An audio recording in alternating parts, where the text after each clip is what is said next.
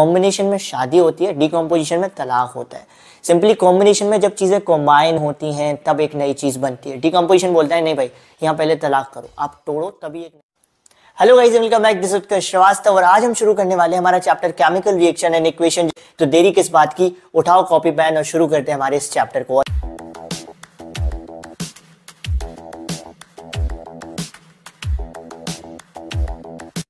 पहला टॉपिक है हमारा केमिकल रिएक्शन। तो केमिकल रिएक्शन जो टॉपिक है ये आया है हमारा क्लास 8 के वर्ड केमिकल चेंज से। केमिकल चेंज क्या होता था, सिंपली एक प्रोसेस होती थी जहां पर कुछ चीजें मिलकर एक नई चीज बनाती थी। तो केमिकल रिएक्शन भी सेम होती है और इस चैप्टर में हम केमिकल चेंजेस के बारे में थोड़ा और डिटेल में पढ़ेंगे और समझेंगे कि आखिर केमिकल चेंजेस में होता क्या था। तो केमिकल रिएक्शन को समझने से पहले सिंपली उसके दो कंपोनेंट समझना जरूरी है।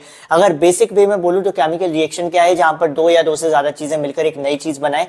तो जो चीजें पहले मिलती हैं एक नई चीज बनाने के लिए, उन चीजों को हम रिएक्टेंट कहते हैं और जो एक नई चीज बनती है वो चीज़ हमारी प्रोडक्ट कहलाती है। सिंपली इसको एक एग्जांपल से बताऊं तो जब आप चाय बनाते हो तो चाय बनाने के लिए आप दूध, शक्कर, चाय पत्ती, पानी डालते हो। ये सारी चीज़ें हमारी रिएक्टेंट कहलाएंगी और जो नई चीज़ बनेगी यानी कि चाय, वो आपकी प्रोडक्ट कहलाएगी। तो सिंपली केमिकल रिएक्शन को अगर डिफाइन करना हो तो कैसे करेंगे, it is a process in which two or more than two reactants combines to form a new product. Simply इसके बहुत सारे एग्जांपल्स हो सकते हैं, जैसे कि कोल को बर्न करना, कोल यानी कि कार्बन, कार्बन को जब आप बर्न करते हो तो क्या फॉर्म होता है, कार्बन डाइऑक्साइड। ये केमिकल रिएक्शन है, यहाँ पर दो चीजें मिलकर एक नई चीज बना रही है।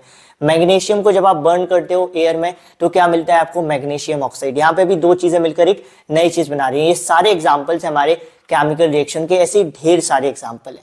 अब देखो, हर चीज की अपनी एक पहचान होती है। जिस तरीके से आपकी एक पहचान है, मेरी एक पहचान है, उसी तरीके से केमिकल रिएक्शंस की भी पहचान होती है। देखो, आपको ऊपर से ऊपर वाले की तरफ से सपना तो आएगा नहीं कि यहाँ पे केमिकल रिएक्शन हुई है और यहाँ पे नहीं हुई है। तो केमिकल रिएक्शन ने क्या कर रखा है, अपनी कुछ आइडेंटिटीज बना रखी है, पहचान बना रखी है, जिससे आप इजीली पहचान सकते हो कि कहाँ पर केमिकल रिएक्शन हुई है, कहाँ पर केमिकल रिएक्शन नहीं हुई है। और उन्हीं आइडेंटिटीज को हम कहते हैं कैरेक्टरिस्टिक्स ऑफ केमिकल रिएक्शन, क्योंकि इनकी मदद से आप इजीली पहचान लोगे कि यार यहाँ पे केमिकल रिएक्शन हो रही है, यहाँ पे नहीं हो रही है। बेसिकली 5 होती हैं ये। पहली होती है हमारी change in temperature, change in state, evolution of gas, change in colour and formation of precipitate.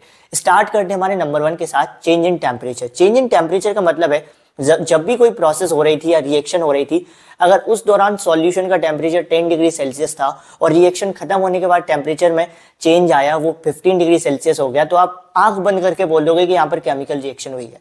जब भी किसी प्रोसेस में ऐसा टेम्परेचर में चेंज आएगा तो आप आंख बंद करके कह सकते हो यार यहाँ पे केमिकल रिएक्शन हो रही है। इसका सबसे सिंपल एग्जाम्पल और फर्स्ट चैप्टर का सबसे इंपॉर्टेंट एग्जांपल है जब कैल्शियम ऑक्साइड यानी कि क्विकलाइम रिएक्ट करता है पानी के साथ। जब कैल्शियम ऑक्साइड और पानी रिएक्ट करते हैं तो कैल्शियम हाइड्रोक्साइड बनता है और इसमें बहुत ज़्यादा हीट एनर्जी रिलीज होती है, बहुत ज़्यादा हीट एनर्जी इवॉल्व होती है। तो जब हीट एनर्जी बाहर निकलेगी तो टेम्परेचर बढ़ेगा, टेम्परेचर इंक्रीज होगा। तो यहाँ पे जैसे ही टेम्परेचर इंक्रीज होगा यानी कि यहाँ पर केमिकल रिएक्शन हुई है। अब एक और इंपॉर्टेंट चीज जो आपको समझना जरूरी है, अगर हीट एनर्जी निकल रही है तो इसका मतलब टेम्परेचर बढ़ेगा और अगर एनर्जी एब्जॉर्ब हो रही है तो टेम्परेचर घटेगा। इसकी रिएक्शन आपको सामने दिख रही है, that CaO plus H2O gives CaOH whole twice plus heat। Second is change in state. Change in state में क्या होता है, सिंपली माना जब कोई प्रोसेस हो रही थी, आपने कैंडल को जलाया। अब जब आपने कैंडल जलाया तो वो सॉलिड स्टेट में थी, लेकिन धीरे धीरे वो लिक्विड स्टेट में भी हो गई और कुछ उसमें से धुआं निकल गया CO2 बन के, तो गैसियस स्टेट में भी हो गई। तो ऐसे जब स्टेट्स में चेंज आता है कि रिएक्टेंट्स की स्टेट कुछ और थी, प्रोडक्ट की स्टेट कुछ और है, तो ऐसे कंडीशंस में हम कहते हैं कि यहाँ पर केमिकल रिएक्शन हुई है। सिंपल एग्जांपल जैसे मैंने बोला कैंडल का, कैंडल को जब आप जलाते हो तो सॉलिड होती है, जब जलना शुरू होती है तो फिर धीरे धीरे वो लिक्विड में कन्वर्ट होती है और धुआं भी निकलता है यानी कि गैस में भी कन्वर्ट होती है। एक और सिंपल एग्जाम्पल आप सबने देखा होगा, आप सबके घर पे चूहे मारने की दवाइयाँ तो आती होंगी, उन सबको डाला जाता होगा और आप देखते होगे वो चूहे मारने की जो दवाइयाँ होती हैं वो डायरेक्टली सॉलिड होती हैं जब उनको डाला जाता है कपड़ों में या कहीं पर भी, और एकदम से वो गायब हो जाती हैं। तो वो कहाँ जाती हैं, वो गैस बन जाती हैं, गैसियस स्टेट में चली जाती है। तो यहाँ पर भी क्या हुआ, केमिकल रिएक्शन हुआ। इसका सिंपल एग्जांपल आपके सामने था। थर्ड जो हमारी कैरेक्टरिस्टिक आती है वो है हमारा एवोल्यूशन ऑफ गैस, यानी कि गैस का निकलना। कहीं से भी गैस निकल रही हो, आंख बंद करके कहना यहाँ से केमिकल रिएक्शन हो रही है, चाहे वो फिर वो आपका खुद का सिस्टम ही क्यों ना हो। अगर ह्यूमन के अंदर से भी गैस निकल रही है ना, तो उसके पीछे एक रीजन है, क्योंकि हमारे पेट में भी तमाम केमिकल रिएक्शंस हो रही हैं। तो कहीं से भी गैस निकले, बोल दो भाई यहाँ पे केमिकल रिएक्शन हुई है। इसका सबसे सिंपल एग्जांपल है हमारी बुक में जिंक और सल्फ्यूरिक एसिड के बीच। जब जिंक यानी कि Zn रिएक्ट करता है सल्फ्यूरिक एसिड H2SO4 के साथ, तो यहाँ पर सॉल्ट बनता है ZnSO4 और हाइड्रोजन गैस निकलती है, H2 गैस निकलती है। और रिमेंबर जब ये गैस निकलती है तो एक पॉप साउंड के साथ निकलती है, यानी कि इस साउंड के साथ निकलती है। और मैंने ये आपको क्यों बताया कि ये पॉप साउंड के साथ निकलती है, उसका एक रीजन है, क्योंकि पेपर में डायरेक्ट क्वेश्चन पूछा जाता है कि एक रिएक्शन हो रही थी, वहां से एक गैस निकली पॉप साउंड के साथ, तो बताओ वो कौन सी गैस थी। तो आप तो बता सकते हो ना कौन सी गैस थी, वो गैस हाइड्रोजन थी। ये एक्सपेरिमेंट आपको स्क्रीन पे दिख रहा होगा, इसको थोड़ा सा वीडियो को पॉज करो और एक बार समझ लो ये एक्सपेरिमेंट क्या कहता है। फोर्थ है हमारी change in colour. Change in colour का मतलब क्या हुआ, जब आप रिएक्शन हो रही थी तब किसी सॉल्यूशन का कलर ब्लैक था, रिएक्शन खत्म हुई जब एक नई चीज बनी तो उसका कलर रेड हो गया या ब्राउन हो गया या कलरलेस हो गया, कोई भी कलर हो गया जो पहले से अलग था। तो ऐसे में आप क्या कहोगे, अगेन अब आप आंखें बंद करके तो नहीं कह सकते हो क्योंकि आंखें जरूरी है कलर चेक करने के लिए, लेकिन आप क्या कर सकते हो, कान बंद कर सकते हो, नाक बंद कर सकते हो और कह सकते हो कि यार यहाँ पे केमिकल रिएक्शन हुई है। अब इसका सबसे सिंपल एग्जांपल है जो हमारा जो आयरन की जो नेल होती है यानी कि एक कील, उसको कॉपर सल्फेट के सॉल्यूशन में डाला जाता है। रिमेंबर ये जो मैंने एग्जांपल्स चुने हैं ये आपकी बुक के सबसे इंपॉर्टेंट एग्जाम्पल्स है, तो इनको सिर्फ ऐसे फॉर ग्रांटेड मत लेना कि आप भैया आए हैं पढ़ाने और ये पढ़ा के निकल जाएंगे ना। ये सारे एग्जाम्पल्स डायरेक्टली पेपर में पूछे जाते हैं, ये सारे एक्सपेरिमेंट्स हैं जिनको मैंने यहाँ पे एग्जाम्पल्स में लिया है। तो जब आयरन नेल रिएक्ट करती है कॉपर सल्फेट के सॉल्यूशन के साथ तो यहाँ पे क्या होता है, कलर में चेंज आता है। कैसे चेंज आता है, जो ब्लू कलर होता है कॉपर का वो धीरे धीरे हटने लगता है और उस पर कौन सा कलर आने लगता है, रेड ब्राउन कलर आने लगता है, जिसकी फोटो आपको स्क्रीन पे दिख रही है। देखो आप आयरन नेल देख पा रहे होगे कैसे जो ब्लू कलर है कॉपर का वो धीरे धीरे हटता चला गया और रेड ब्राउन कलर एक नया फॉर्म होता चला गया, यानी यहाँ पे क्या हुआ, केमिकल रिएक्शन हुई। The last one is formation of precipitate. Precipitate क्या होता है, सिंपली हमको बड़ा डर लगता है यार ये प्रेसिपिटेट होता क्या है, बहुत कंफ्यूज रहते हैं। सिंपली जो चीज घुल नहीं पाई, जो चीज डिसॉल्व नहीं हो पाई, वो क्या करती है, बॉटम पे सेटल हो जाती है, उस चीज को हम कहते हैं वो होती है हमारी प्रेसिपिटेट। सिंपली जो इनसॉल्युबल चीजें होती हैं जो बॉटम पे सेटल हो जाती हैं सॉलिड स्टेट में या एक्वस स्टेट में, उन चीजों को हम क्या कहते हैं, प्रेसिपिटेट, और इनको हम पीपीटी से भी डिनोट करते हैं। तो इसका सबसे बेसिक एग्जांपल और एक ही एग्जांपल आपकी बुक में दिया है वही काफी है, that is between potassium iodine and lead nitrate. तो जब पोटेशियम आयोडीन और लेड नाइट्रेट रिएक्ट करती हैं तो एक येलो प्रेसिपिटेट बनता है लेड आयोडीन का। सिंपली ये रिएक्शन इतनी ज्यादा इंपॉर्टेंट नहीं है पेपर के पर्सपेक्टिव से, बट फिर भी इसको याद कर लो। वैसे तो आपकी बुक में ऐसा कुछ खास बताया भी नहीं गया है फॉर्मेशन ऑफ प्रेसिपिटेट पर, ठीक है। तो इधर आप समझ जाते हो कि कैसे केमिकल रिएक्शन को पहचाना जाए, कि अगर आपको कहीं रोड पे चलती हुई दिख गई केमिकल रिएक्शन तो कैसे पहचानोगे, यार भैया ने बताया था 5 कैरेक्टरिस्टिक्स होती हैं, यहाँ पे अगर ये मैच होगी तो ये केमिकल रिएक्शन, ठीक है। तो अगर कभी रोड पर टकरा जाए केमिकल रिएक्शन तो मुझे थैंक्स कर देना कमेंट सेक्शन में आके। Moving on to our next topic that is chemical equation. देखो बात घुमा फिरा के नहीं करते हैं, सिंपल बात करते हैं। बच्चों के लिए साइंटिस्ट ने सोचा यार ये कहाँ इतनी बड़ी बड़ी केमिकल रिएक्शन याद करेंगे, तो उन्होंने कहा क्या करते हैं, शॉर्ट फॉर्म दे देते हैं हर चीज। तो साइंटिस्ट भाई लोगों ने क्या किया, सिंपल उन्होंने बोला कि यार एक काम करते हैं, ये कैल्शियम कार्बन ये इतने बड़े बड़े नाम है, बच्चे स्पेलिंग याद करते करते उसकी पूरी तेज निकल जाएगी, तो क्या करते हैं यार इनको छोटे छोटे नाम दे देते हैं, पालतू जो है पेट नेम दे देते हैं, छोटे छोटे नेम जो पूरे वर्ल्ड में एक्सेप्टेड होंगे। जैसे कार्बन को बोल दिया C, मैग्नीशियम को बोल दिया Mg। तो सिंपली केमिकल इक्वेशन क्या है, जब आप एक केमिकल रिएक्शन को लिखते हो इन शॉर्ट वे में, इन सिंबल्स की मदद से, इन फॉर्मूलाज की मदद से, तो जो चीज आपको मिलती है वो आपकी केमिकल इक्वेशन होती है। यार केमिकल इक्वेशन क्या हुई, सिंपली जो शॉर्ट रिप्रेजेंटेशन है किसी भी केमिकल रिएक्शन का with the help of symbols and formulae is chemical equation. इसकी बुक की डेफिनेशन भी ले लेते हैं यार, बुक वाले भी निराश ना हो, एनसीईआरटी वाले ना वो कहेंगे हमने इतनी बड़ी बुक पब्लिश की और ये तो भैया अपने हिसाब से पढ़ा रहे हैं। तो बुक की डेफिनेशन भी देख लेते हैं। The symbolic representation of a chemical reaction using standard symbols and formula is known as chemical equation. देखो बुक में कितनी रॉयल डेफिनेशन दी रहती है। तो symbolic representation of a chemical reaction using standard symbols and formulae is known as chemical equation. PPT आपको दिख रही है सामने, ये पीपीटी मैं शेयर भी कर दूंगा, बहुत अच्छी पीपीटी है। अगर आप ये पढ़ते हो या फिर मेरे नोट्स भी पढ़ते हो तब भी आपका ये पूरा चैप्टर इजीली कवर है, ठीक है। अब मैं इसको एक एग्जांपल देता हूँ। केमिकल रिएक्शन होती है magnesium plus oxygen gives magnesium oxide, ये आपकी केमिकल रिएक्शन है। अब इसको केमिकल इक्वेशन में बदलना है तो कैसे बदलेंगे, मैग्नीशियम का सिंबल Mg, ऑक्सीजन का सिंबल O2 और मैग्नीशियम ऑक्साइड का सिंबल MgO। तो ये हमारी केमिकल इक्वेशन हो जाती है। Moving on to next thing that is, एक रिएक्शन बार बार इस पूरे चैप्टर में आएगी, magnesium plus oxygen gives magnesium oxide. तो एक्चुअली इस रिएक्शन में क्या होता है, मैग्नीशियम रिबन को जलाया जाता है एयर में, तब जाकर ये मैग्नीशियम ऑक्साइड बनाती है। लेकिन जलाने से पहले, बर्न करने से पहले इस मैग्नीशियम के रिबन को सैंड पेपर से रब किया जाता है, थोड़ा सा साफ किया जाता है। उसका रीजन क्या है, उसका रीजन ये है कि यार जब मैग्नीशियम रिबन ओपन एटमॉस्फेयर में रखा रहता है ना, तो इस पे एक कोटिंग चढ़ जाती है बेसिक मैग्नीशियम कार्बोनेट की, और ये जो कोटिंग होती है ये कहती है कि मैं मैग्नीशियम को ऑक्सीजन के साथ अच्छे से रिएक्ट करने ही नहीं दूंगी, मैं मैग्नीशियम और ऑक्सीजन का मिलन अच्छे से होने ही नहीं दूंगी। तो इसी कोटिंग को हटाने के लिए, जिससे मैग्नीशियम और ऑक्सीजन अच्छे से रिएक्ट कर जाए, हमको एक मैग्नीशियम रिबन को सैंड पेपर के साथ रब करना पड़ता है। यार कितने झंझट है यार, कितना मतलब बहुत झंझट है यार केमिस्ट्री में यार, इतना रब करो ये करो। Moving on to our next topic, क्योंकि हम तो झंझट लेंगे नहीं, हमको 20 मिनट में चैप्टर कवर करना है। Balancing a chemical equation. Balancing a chemical equation simply देखो, अगर एक मोटरसाइकिल चला रहे हो आप, और मोटरसाइकिल में अगर किसी भी तरफ बैलेंस कम ज्यादा हो गया, मास कम ज्यादा हो गया, तो क्या हुआ, मोटरसाइकिल धम से गिर जानी है। ठीक है, यही मैंने आपको शॉर्ट्स में भी समझाया था कि अगर किसी भी साइड मास कम ज्यादा हो गया तो क्या हो गया, मोटरसाइकिल धम से गिर जाएगी। उसी तरीके से केमिकल इक्वेशन होती है, अगर किसी भी साइड यानी कि रिएक्टेंट साइड या प्रोडक्ट साइड, किसी भी साइड मास कम ज्यादा हो गया, अनइक्वल हो गया, तो फिर क्या होगा यार, केमिकल इक्वेशन कोई काम की नहीं रह जाएगी। एग्जामिनर बोलेगा एक काम करो, आप घर पे बैठो, ऐसी केमिकल इक्वेशन अगर अनबैलेंस लिख के आओगे तो एग्जामिनर बोलेगा आप घर पे बैठो आराम से लड्डू खाओ। ठीक है, तो बैलेंस केमिकल इक्वेशन का सिंपली लॉजिक ये होता था कि दोनों साइड्स पे इक्वेशन का मास अगर सेम है तो वो इक्वेशन बैलेंस बोल देते थे हम। अब कैसे चेक करें बैलेंस है या नहीं है, सिंपल, इसका सबसे सिंपल तरीका है, आपके सामने कोई भी इक्वेशन है, उस इक्वेशन को उठाओ और हर एलिमेंट के नंबर ऑफ एटम्स को गिनो। सपोज करो C+O2 एक इक्वेशन है, C+O2 गिव्स CO2, तो रिएक्टेंट साइड पे आप हर एलिमेंट के नंबर ऑफ एटम गिनो और प्रोडक्ट साइड पे गिनो। इसको मैं आपको एक एग्जांपल के थ्रू भी बताऊंगा। ठीक है, आपने जैसे ही नंबर ऑफ एटम्स गिन लिए, अब दोनों साइड्स पे उन नंबर ऑफ एटम्स को कंपेयर करो। अगर दोनों साइड्स पे रिएक्टेंट और प्रोडक्ट साइड पे नंबर ऑफ एटम्स इक्वल है, यानी कि वो इक्वेशन बैलेंस है, और नहीं है इक्वल तो सिंपल है वो अनबैलेंस है, उसको बैलेंस करना पड़ेगा। सिंपली इसका एक सबसे इजी एग्जांपल देखते हैं, दैट इज पहला जो रिएक्शन है हमारी C+O2। C+O2 जो हमारी रिएक्शन बनती है गिव्स CO2, तो यहाँ पे आप देखोगे रिएक्टेंट साइड पे कार्बन का एक एटम है, ऑक्सीजन के 2 एटम है, तो रिएक्टेंट साइड पे एक कार्बन 2 ऑक्सीजन। प्रोडक्ट साइड पे देखें तो एक कार्बन 2 ऑक्सीजन, यानी कि ये इक्वेशन कैसी है, यहाँ पे दोनों साइड्स पे number of atoms of each element are same, तो यहाँ पर जो केमिकल इक्वेशन है वो क्या है, हमारी बैलेंस कहलाती है। लेकिन अगर आप दूसरा एग्जांपल देखो Mg+O2 गिव्स MgO, तो रिएक्टेंट साइड पे कितने Mg है भैया, एक Mg है, O2 कितने हैं, 2 O2 है। ठीक है, इधर तक बात ठीक है। प्रोडक्ट साइड पे कितने Mg है, एक Mg है, बढ़िया है, लेकिन O एक है, यहाँ बात फंस गई।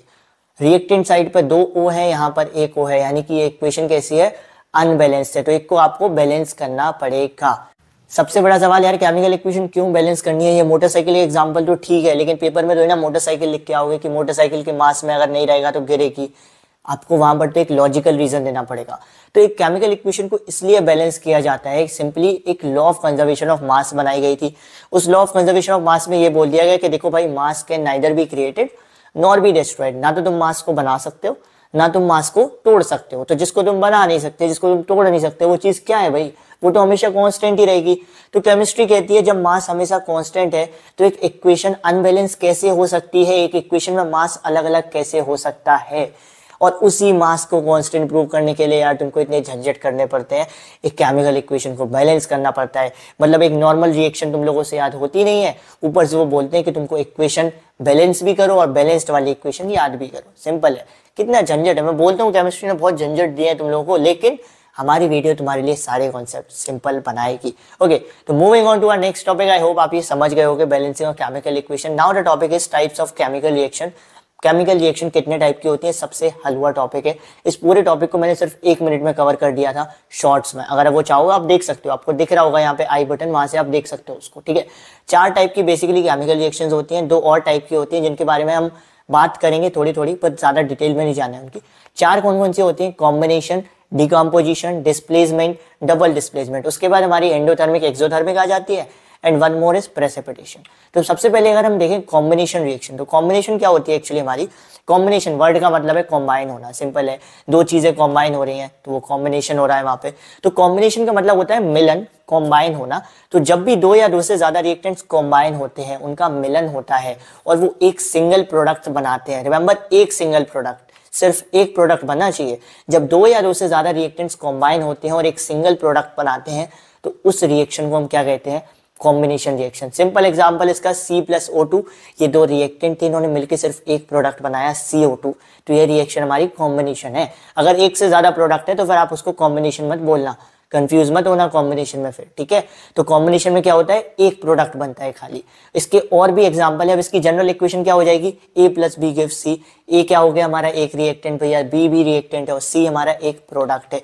इसके और भी ढेर सारे एग्जाम्पल हो सकते हैं, जैसे कि H2 प्लस N2 NH3 दिया, इन्होंने दो रिएक्टेंट्स एक प्रोडक्ट, MgO CO2। यहाँ पे सब जितने भी आप देखोगे, आप वीडियो पॉज करके देख सकते हो, प्रोडक्ट एक ही बन रहा है। अगर एक ही प्रोडक्ट होगा तभी जाके आप उसको कॉम्बिनेशन रिएक्शन बोलेंगे। Moving on to next is decomposition reaction. Decomposition reaction क्या है यार, अपोजिट है। कॉम्बिनेशन और डिकम्पोजिशन अपोजिट है। कॉम्बिनेशन में शादी होती है, डिकम्पोजिशन में तलाक होता है। सिंपली कॉम्बिनेशन में जब चीजें कॉम्बाइन होती हैं तब एक नई चीज बनती है। डिकम्पोजिशन बोलता है नहीं भाई, यहाँ पहले तलाक करो, आप तोड़ो तभी एक नई चीज बनेगी। तो डिकम्पोजिशन में क्या होता है, टूटना होता है। डिकम्पोजिशन में एक रिएक्टेंट अपने सिंपलर प्रोडक्ट्स में टूटता है और ऐसी रिएक्शन को हम डिकम्पोजिशन रिएक्शन कहते हैं। Decomposition reaction is the process of breaking down of a reactant and its constituent simpler products. बेचारा यार, तो यहाँ पे तोड़ने वाली चीज है और तोड़ने वाली चीजों के बारे में ज्यादा बात नहीं करते, ठीक है। तो डिकम्पोजिशन रिएक्शन आप समझ गए। इसको आप बोल सकते हो कॉम्बिनेशन का अपोजिट। क्यों बोल सकते हो, मैंने आपको बता ही दिया, क्योंकि डिकम्पोजिशन क्या है, तलाक है, कॉम्बिनेशन शादी है। इसका एक बेसिक एग्जांपल अगर आप देखोगे, सबसे इंपॉर्टेंट है बुक के हिसाब से भी और वैसे भी, CaCO3 यानी कैल्शियम कार्बोनेट। कैल्शियम कार्बोनेट जब टूटता है तो बेचारा बहुत बुरा टूटता है। कैल्शियम ऑक्साइड और CO2 में टूट गया बेचारा। आप देखो आप यहाँ पे एक रिएक्टेंट दो प्रोडक्ट में टूटा, अपने दो सिंपलर प्रोडक्ट्स में टूटा, यानी कि ये रिएक्शन कौन सी है भाई, डिकम्पोजिशन रिएक्शन है। अब इसकी जनरल इक्वेशन क्या बनेगी, उसकी जस्ट अपोजिट, कॉम्बिनेशन की just opposite, that is C gives A plus B। C हमारा रिएक्टेंट है और A और B हमारे प्रोडक्ट है। इसके एग्जाम्पल भी ढेर सारे हो सकते हैं, देख लो, आपको सामने दिख रहे हैं। सारे में यही हो रहा है कि एक रिएक्टेंट टूट रहा है अपने सिंपलर प्रोडक्ट्स में, FeOH whole twice, then it gives Fe2O3 plus 3H2O, H2O, H2 plus O2, AgBr, Ag plus Br2, H2CO3 gives CO2 plus H2। तो सब में सेम पैटर्न फॉलो हो रहा है। अब डिकम्पोजिशन रिएक्शन को सिंपली तीन टाइप में क्लासिफाई कर दिया जाता है ऑन द बेसिस ऑफ वो रिएक्शन कैसे हो रही है। देखो, हर रिएक्शन को करने के लिए कुछ कुछ मेहनत लगती है, हमको भी याद करने के लिए मेहनत लगती है, तो रिएक्शन होने में भी बड़ी मेहनत लगती है। तो वो रिएक्शन कैसे हो रही है, डिकम्पोजिशन रिएक्शन कैसे हो रही है, उस बेसिस पे हम उनको तीन पार्ट्स में डिवाइड करते हैं। नंबर 1, अगर वो रिएक्शन हीट से हो रही है, यानी कि हीट एनर्जी देने पर हो रही है, तो उस रिएक्शन को हम कहते हैं थर्मल डिकम्पोजिशन। क्यों, क्योंकि वो हीट की वजह से हो रही है। उसका सबसे सिंपल एग्जाम्पल फेरस सल्फेट, जब FeSO4 को हीट किया जाता है तब जाकर वो डिकम्पोज होता है Fe2O3 plus SO2 plus SO3 में।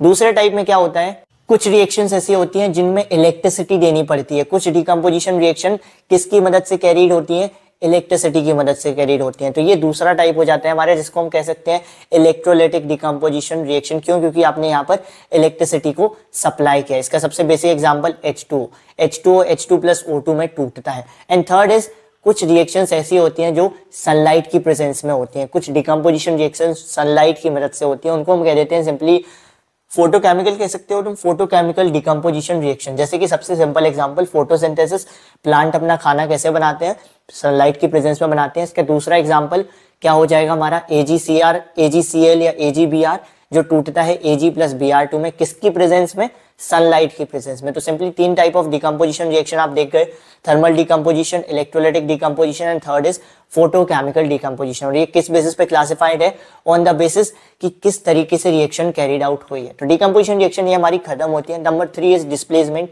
डिस्प्लेसमेंट और double displacement is my favourite, क्योंकि ये इनका मामला चिल्ड है भाई। डिस्प्लेसमेंट में क्या होता है यार, शक्ति प्रदर्शन होता है। उसके बारे में एक चीज आप पहले समझ लो, क्या है, हमारे यहाँ पे हजारों एलिमेंट्स है, नॉट हजारों एलिमेंट्स, क्या है, फ्लो में कभी इमोशंस में आप बह जाते हो, तो मैंने बोल दिया हजारों एलिमेंट्स है। हजारों एलिमेंट्स नहीं है, बहुत लिमिटेड एलिमेंट्स है हमारे पीरियोडिक टेबल में। तो अब हर एलिमेंट एक तरीके से रिएक्ट नहीं करता, जैसे हर इंसान सेम नहीं होता। कुछ बढ़िया होते हैं, मिलनसार होते हैं, उनसे इजीली आपकी दोस्ती हो जाती है। कुछ लोगों से आपकी दोस्ती होने में टाइम लगता है, कुछ लोगों से आपकी दुश्मनी बनी रहती है। उसी तरीके से कुछ एलिमेंट्स होते हैं। कुछ एलिमेंट्स कहते हैं यार अपना चिल्ड है, अपन किसी के साथ भी रिएक्ट कर जाएंगे। कुछ तो बड़े नखरे होते हैं, वो कहते हैं हम नहीं करेंगे किसी के साथ रिएक्ट। तो जैसे केमिस्ट्री में क्या जरूरत पड़ गई, एक रिएक्टिविटी सीरीज की जरूरत पड़ गई। रिएक्टिविटी सीरीज हमें ये बताती है कि कौन सा एलिमेंट के पास कितने नखरे करता है। जो एलिमेंट सबसे कम नखरे करेगा वो सबसे जल्दी रिएक्ट कर जाएगा, हर चीज से रिएक्ट कर लेगा। और जिस एलिमेंट के जितने ज्यादा नखरे, वो इसका मतलब रिएक्ट करने में उतनी आनाकानी कर रहा है, उतना ही यानी कि रिएक्ट करने में बोल रहा है कि यार मुझे नहीं करना रिएक्ट, ठीक है, मतलब वो अपने में खुश है। तो इस बेसिस पे हम रिएक्टिविटी सीरीज को फॉर्म करते हैं और रिएक्टिविटी सीरीज से हमें पता चलता है कौन सा एलिमेंट दूसरे एलिमेंट से इजीली रिएक्ट कर जाता है और कौन सा इजीली रिएक्ट नहीं करता है। जैसे अगर आप रिएक्टिविटी सीरीज देखोगे जो आपको सामने दिख रही है, तो पोटेशियम, सोडियम, कैल्शियम, मैग्नीशियम ये सारे ऊपर है, यानी कि ये इजीली रिएक्ट कर जाते हैं, यानी कि इनके नखरे कम है। और सबसे नीचे आपको कौन दिख रहा है? Gold, silver. गोल्ड कहता है मैं अकेले ही बहुत महंगा हूँ, बहुत अकेले मैं महंगा हूँ, तो मेरे नखरे ज्यादा हैं, तो गोल्ड इजीली रिएक्ट नहीं करता, लेकिन सोडियम इजीली रिएक्ट कर जाएगा। तो जो एलिमेंट इजीली रिएक्ट कर जाएंगे उनको आप बोलते हो मोर रिएक्टिव एलिमेंट, और जो इजीली रिएक्ट ना करे, जो कम रिएक्टिव है, उनको आप बोल देते हो लेस रिएक्टिव एलिमेंट। तो डिस्प्लेसमेंट में क्या होता है? डिस्प्लेसमेंट का मतलब होता है किसी और की जगह लेना। तो डिस्प्लेसमेंट में क्या होता है? रिएक्शंस में एक मोर रिएक्टिव एलिमेंट, यानी कि जो इजीली रिएक्ट कर जाए वो एक लेस रिएक्टिव एलिमेंट को जाके लात मारता है, उसकी जगह ले लेता है। सिंपल है। तो डिस्प्लेसमेंट रिएक्शन में क्या होता है? More reactive element takes place of a lesser reactive element in forms a new product. Simply इसका एग्जांपल बोलूं तो Zn plus CuSO4 gives ZnSO4 plus Cu। इस रिएक्शन में क्या हुआ? Zn जो था वो कॉपर से ज्यादा रिएक्टिव था, यानी कि Zn के कम नखरे हैं, कॉपर के ज्यादा नखरे हैं, तो Zn आया, Zn ने कॉपर को लात मारी और कॉपर की जगह ले ली। तो डिस्प्लेसमेंट रिएक्शन में क्या होता है? अ मोर रिएक्टिव एलिमेंट लात मारता है to a less reactive element और उसकी जगह पे बैठ जाता है, ठीक है। इसकी जनरल इक्वेशन क्या बनेगी? Simply AB plus C gives AC plus B। General equation simply, अगर मान लो मैंने तुमको बोला कि तुमको एलिमेंट्स नहीं लिखने हैं, सिंपली ABCD इन्हीं के फॉर्म में बताओ कि कैसे कि ये कौन सी इक्वेशन है, ये कौन सी इक्वेशन है, ये कौन सी टाइप ऑफ रिएक्शन है, तो उसके लिए हम जनरल इक्वेशन का इस्तेमाल करते हैं। इसके कई एग्जांपल्स हैं, देखने को मिलेंगे आपको। K plus H2O है, Mg plus CuNO3 whole twice. अब आप इसको देखोगे मैग्नीशियम प्लस कॉपर नाइट्रेट को, तो मैग्नीशियम ने क्या किया? कॉपर को लात मारी। क्यों मारी? क्योंकि magnesium is more reactive than copper. Zn plus HCl देखोगे तो Zn ने H को लात मारी। Why? Because Zn is more reactive than hydrogen. Cl plus CaI2 को देखोगे तो यहाँ पे भी क्या हुआ? लात मारी। एक दूसरे को लात मारना चल रहा है यहाँ पे और एक दूसरे की जगह ले रहे हैं। इसीलिए मैं कह रहा था मेरी डिस्प्लेसमेंट मेरी फेवरेट रिएक्शन है भाई, क्योंकि यहाँ पे क्या होता है? शक्ति प्रदर्शन होता है, जिसके पास ज्यादा शक्ति वो आके रिएक्शन कर ले। Fourth is double displacement reaction, जो मेरी मोस्ट फेवरेट है, क्योंकि यहाँ पे मामला चिल्ड है। अब आपकी बुक में बहुत कठिन तरीके से डबल डिस्प्लेसमेंट दिखाई जाती है, जबकि इतनी कठिन है नहीं। देखो डबल डिस्प्लेसमेंट में सिंपली क्या होता है? जो रिएक्टेंट्स होते हैं वो कहते हैं तू मेरी जगह ले ले, मैं तुम्हारी जगह ले लेता हूँ, सिंपली। तो इस रिएक्शन में क्या होता है? रिएक्टेंट्स अपनी पोजीशंस को इंटरचेंज करते हैं, और तुम्हारी बुक की भाषा में कहूँ जो तुम पेपर में लिख के आओगे वो है the reaction in which exchange of ions takes place between reactants to form product is known as double displacement reaction. भाई मैंने बोला ना, बुक की डेफिनेशन बहुत रॉयल डेफिनेशन होती है, वो खाली पढ़ने में अच्छी लगती है, याद करने में समझने में नानी याद आ जाती है सिंपली, ठीक है। तो डबल डिस्प्लेसमेंट रिएक्शन में क्या होता है? सिंपली जो रिएक्टेंट्स होते हैं वो अपनी पोजीशंस को इंटरचेंज करते हैं, एक दूसरे की जगह ले लेते हैं। सिंपली समझाऊं तो Na2SO4 plus BaCl2 gives BaSO4 plus NaCl। अब इसको ध्यान से देखो, Na ने Ba की जगह ले ली, Ba ने Na की जगह ले ली, यही तो हुआ। कहाँ आप इतना दिमाग लगा रहे हो कि एक्सचेंज ऑफ आयंस हो रहा है? सिंपल है। अब और इसके एग्जाम्पल दिखाता हूँ।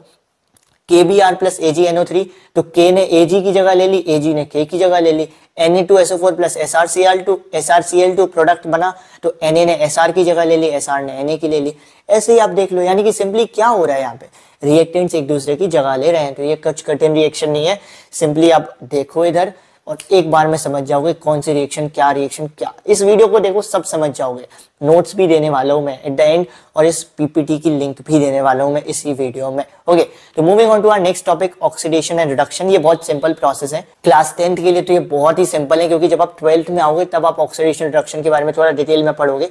अभी तो आपको खाली ऑक्सीजन और हाइड्रोजन से मतलब है, ठीक है। तो ऑक्सीडेशन प्रोसेस सिंपली क्या होती है? एक ऐसी प्रोसेस जहां पर रिएक्शन में ऑक्सीजन ऐड हो या हाइड्रोजन हटे, ठीक है। तो ऑक्सीडेशन क्या है? Addition of oxygen in a reaction और removal of hydrogen in a reaction. या तो तुम ऑक्सीजन ऐड करोगे तो ऑक्सीडेशन कहलाएगा, या फिर तुम हाइड्रोजन को रिमूव करोगे तो ऑक्सीडेशन कहलाएगा। और रिडक्शन क्या है? इसका जस्ट उल्टा। रिडक्शन कहता है कि या तो तुम हाइड्रोजन को ऐड करोगे तो हम रिडक्शन बोल देंगे, या तुम ऑक्सीजन को हटाओगे तो हम रिडक्शन बोल देंगे। सिंपली ये दोनों एक दूसरे के दुश्मन टाइप हैं, तो आप किसी एक की भी डेफिनेशन अगर याद कर लेते हो तो कंफर्टेबल है। क्योंकि सपोज करो आपने ऑक्सीडेशन की डेफिनेशन याद कर ली, तो अब आपको रिडक्शन की डेफिनेशन लिखनी है, तो वो क्या हुई? ऑक्सीडेशन की जस्ट अपोजिट रिडक्शन हो गई।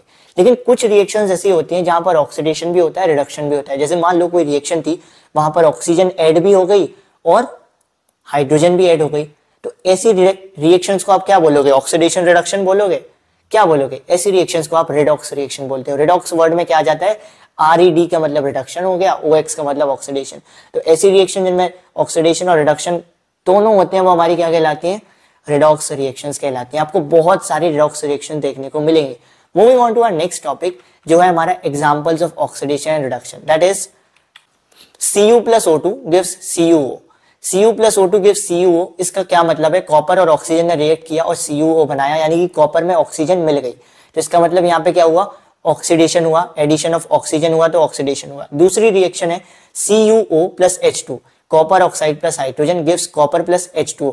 ये रिएक्शन इंपॉर्टेंट है क्योंकि इस रिएक्शन में क्या हुआ? सबसे पहले अगर आप देखोगे तो कॉपर में से ऑक्सीजन रिमूव हो गई, यानी कि यहाँ पे क्या हो गया? ऑक्सीजन रिमूव यानी कि रिडक्शन हो गया। और फिर H2 में ऑक्सीजन ऐड हो गई, यानी कि यहाँ पे क्या हुआ? ऑक्सीजन ऐड भी हो गई, ऑक्सीजन रिमूव भी हो गई, यानी कि ऑक्सीडेशन भी हो गया, रिडक्शन भी हो गया। तो ये रिएक्शन कौन सी हो गई? हमारी रेडॉक्स रिएक्शन। को और सिंपल देखोगे तो देखो, आपको पहली रिएक्शन में दिख रहा है कॉपर से कॉपर ऑक्साइड बना, यानी कि ऑक्सीजन ऐड हुई। दूसरी रिएक्शन में आपको दिखेगा H2 से H2O बना, यानी कि ऑक्सीजन ऐड हुई। और CuO से CuO हो गया, यानी कि ऑक्सीजन रिमूव हुई। सिंपल है यार, ज्यादातर रिएक्शंस में यही होता है, ऑक्सीडेशन भी होता है, रिडॉक्स भी, ऑक्सीडेशन भी होता है, रिडक्शन भी होता है, इसलिए हम उन रिएक्शंस को रिडॉक्स रिएक्शन कहते हैं। Moving on to our next topic जो है हमारे दो कॉमन एग्जांपल ऑफ ऑक्सीडेशन। सबसे ज्यादा कॉमनली अगर आप किसी चीज को ऑब्जर्व करते हो वो है ऑक्सीडेशन के दो कॉमन एग्जांपल, कोरोजन और रेंसिडिटी। कोरोजन सिंपली क्या होता है? कभी आप किसी भी मेटल को छोड़ देते हैं ना, जब आपका कूलर खराब हो जाता है और आप उसको छत पर रख देते हो, या कोई भी मेटल खराब हो जाता है और आप उसको छत पर रख देते हो खुले एटमॉस्फेयर में, तो आप एक टाइम के बाद रियलाइज करोगे वो कमजोर हो गया यार, बहुत ज्यादा कमजोर हो जाता है मेटल खुले एटमॉस्फेयर में रखने पर। ऐसा क्यों होता है? ऐसा होता है ऑक्सीडेशन की वजह से। जब भी किसी मेटल को खुले एटमॉस्फेयर में छोड़ा जाता है तो उस पर अटैक करता है एटमॉस्फेयर में प्रेजेंट मॉइस्चर, गैसेस और भी तमाम चीजें, जिसकी वजह से वो मेटल को कमजोर बना देती हैं, एक तरीके से मेटल को पूरी तरीके से खा लेती हैं और मेटल को वीक कर देती हैं। इसी प्रोसेस को हम कोरोजन कहते हैं। तो कोरोजन सिंपली क्या है? It is a process in which metals when kept in open atmosphere are gradually attacked by air, moisture and gases such as oxygen, sulphur and get weakens up. Simply जब भी कोई metal खुले में छोड़ोगे यार तो उसकी हालत खराब होने वाली है। कोरोजन तुमको सिर्फ ये सिखाता है। कोरोजन का एक सबसे इंपॉर्टेंट एग्जाम्पल है रस्टिंग ऑफ आयरन, लोहे को जंग लगना। लोहे को जंग लगना हम सब ने देखा होगा कि कैसे रस्टिंग ऑफ आयरन होती है और वो आयरन को पूरी तरीके से खराब कर देती है। तो ऐसे क्यों होता है? Because of corrosion. हमेशा याद रखो, मैंने कई बच्चों को इसमें कंफ्यूज होते देखा है, सब कहते हैं कोरोजन और रस्टिंग ऑफ आयरन सेम है। नहीं भाई, ये सेम नहीं है। रस्टिंग कोरोजन का एग्जाम्पल है, कोरोजन कॉन्सेप्ट है, रस्टिंग एक एग्जाम्पल है। ऐसे ही एक और एग्जाम्पल बनता है सिल्वर पे ग्रे कोटिंग आ जाना। अगर सिल्वर पे ग्रे कोटिंग आ रही है इसका मतलब सिल्वर क्या हो गया है?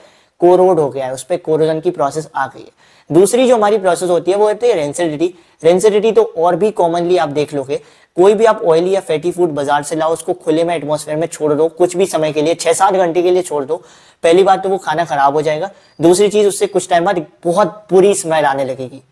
ऐसा क्यों होता है? जब भी आप किसी ऑयली और फैटी फूड को खुले में छोड़ते हो तो ऐसा क्यों होता है कि उससे बुरी स्मेल आती है और वो फूड सड़ जाता है एक टाइम के बाद? इट इज बिकॉज वो फूड में ऑक्सीजन ऐड हो जाती है, वो फूड ऑक्सीडाइज हो जाता है।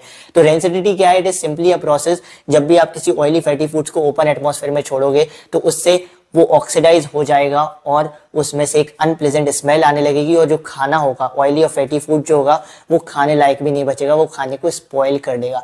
तो यार इससे बचना जरूरी है, क्योंकि ऑयली और फैटी फूड्स तो तुम लोग खाओगे वो तो मुझे पता है, तो इसीलिए रेंसिडिटी से बचना जरूरी है और खाने को बचाना भी जरूरी है, क्योंकि खाने की बर्बादी नहीं करनी चाहिए। ठीक है, तो रेंसिडिटी से कैसे बचें? सबसे पहला तरीका है ये जो ऑयली फैटी फूड्स आते हैं जैसे कि कुरकुरे, चिप्स आते हैं जो पैकेट में आते हैं, इनके अंदर क्या होता है? रेंसिडिटी से बचने के लिए कुछ ऐसी गैसेस फिल कर दी जाती हैं जो अनरिएक्टिव होती हैं, जो कम रिएक्ट करती हैं बाकी सबसे, जैसे नाइट्रोजन।